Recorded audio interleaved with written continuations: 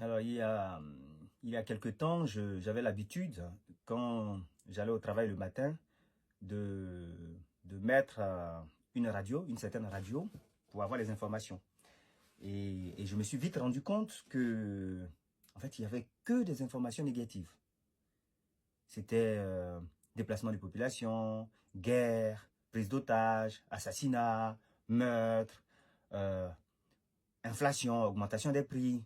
Enfin, chaque matin, on avait l'impression que le monde était dans le chaos, que le monde était à feu et à sang.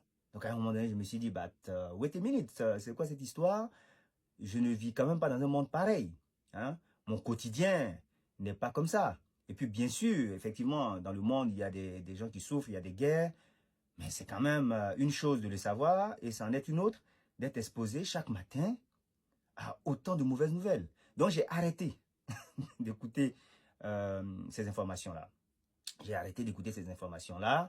Et maintenant, le matin, soit je mets une radio avec de la musique, soit je choisis même une musique que j'aime et que je mets, ou tout simplement, bon, voilà, j'écoute un podcast ou un audio qui motive, qui permet de grandir spirituellement. Bref, j'ai arrêté de m'exposer à ce genre de négativité. À la télévision, c'est pareil. Hein. À 20 heures, vous êtes en train d'écouter et de regarder les informations. Et à chaque fois, je suis surpris par des images choquantes, des images qui vous empêchent de manger tranquillement. Évidemment, les mêmes types d'informations. Hein. Sur 10 informations données, je caricature, mais il y a 9 qui sont de mauvaises informations. On a l'impression qu'ils sont de mauvaises informations. On a l'impression qu'il y a une intention de collecter que les mauvaises nouvelles pour insérer la peur dans les esprits et la négativité. Donc là encore, maintenant, j'ai aussi limité mon exposition à ce genre d'informations. C'est pareil dans la presse écrite, hein, quand on va sur les réseaux sociaux. Bon, voilà, on a toutes sortes d'informations. Et des gens, quand vous les écoutez, mais vous allez vivre dans la suspicion permanente. Chez eux, personne n'est bon, tout le monde est suspect, tout le monde est méchant, tout le monde n'est pas fiable, personne n'est fiable. Et on finit par se demander si c'est pas eux-mêmes qui vont pas bien dans leur tête. Et là encore, c'est important de faire attention à ce qu'on écoute, parce que vivre dans la suspicion ne peut pas être une chose recommandée et recommandable. Voilà. Et donc, même sur les réseaux sociaux, on entend beaucoup de gens qui donnent leur opinion. Il n'y a pas de mal à donner son opinion. Mais il y a des gens qui ont des opinions, on a l'impression que le monde est un lieu de tromperie. Bien sûr qu'il y a de la tromperie, mais peut-on vivre dans la suspicion? Je ne pense pas. Et il y a aussi des gens, quand vous discutez avec eux, ils ne voient toujours que le mauvais côté des choses. Ils sont pessimistes, négatifs, toujours en train de critiquer, toujours en train de voir le verre à moitié vide. Et il y a même des personnes, quand vous êtes en leur compagnie, au bout d'une heure, vous êtes, enfin j'ai dit une heure, ça peut être au bout de 30 minutes, peu importe, vous êtes complètement épuisé. Ils vous pompent votre énergie. C'est le véritable vampire psychique. Et ça aussi, c'est des gens qu'il faut éviter. Hein. Je suis en train de donner le type de diète que je fais. Alors nous-mêmes, nous devons aussi faire attention à ce que nous disons. C'est-à-dire que nous sommes des êtres d'habitude, donc on a tendance à reproduire ce qu'on a l'habitude de faire. Donc quand nous sommes dans un monologue ou dans un soliloque, quand nous nous parlons à nous-mêmes, nous devons sélectionner les mots que nous utilisons. Nous devons faire attention à ce que nous disons, utiliser des termes positifs, optimistes, constructifs. Ça, c'est aussi une autre forme de diète qu'il faut prendre l'habitude de faire. Des fois, je me pose des questions en me disant, mais je ne comprends pas pourquoi des gens vont assister à des prédicateurs, à des prédications, à des prêches, où le prédicateur ne fait que les dévaloriser. On entend des fois des prêches sur les femmes, où je me dis, mais pourquoi est-ce que les dames vont assister à ce genre de prêches?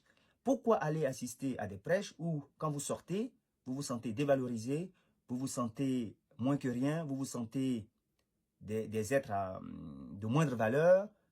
Ça aussi, c'est une sorte de diète mentale qu'il faut faire. Il ne faut pas s'exposer à ce genre de discours. Hein. On nous a dit qu'il faut faire attention à ce que nous écoutons.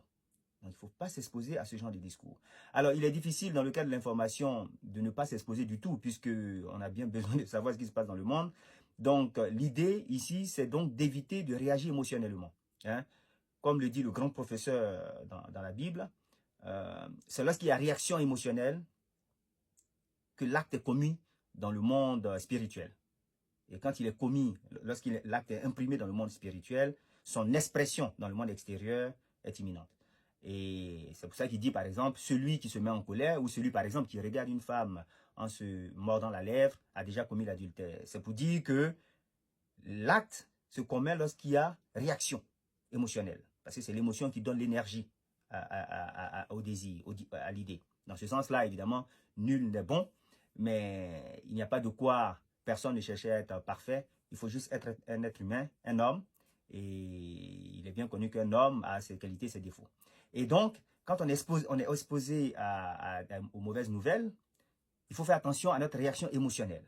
Parce que si nous réagissons avec la peur, avec un frisson, si nous réagissons émotionnellement et négativement à la mauvaise nouvelle ou à la mauvaise information, c'est là que son effet a lieu dans notre subconscient et que son expression dans le monde extérieur peut se produire à moins que nous fassions, à moins que nous refusions d'exprimer, que nous résistions vis-à-vis de l'expression extérieure de l'acte. Donc, je vous invite à tester ce genre de diète mentale, ce genre de régime alimentaire spirituel qui consiste à éviter de nous exposer le plus possible à toutes sortes de négativités. Parce que l'homme ne se nourrit pas seulement de pain et d'eau, mais aussi du verbe. On se nourrit du verbe. Le verbe, c'est tout ce qu'on entend, tout ce qu'on voit, c'est l'information, ce sont les discussions, ce sont les monologues, ce sont les prêches qu'on entend, c'est tout ce qu'on écoute ici et là.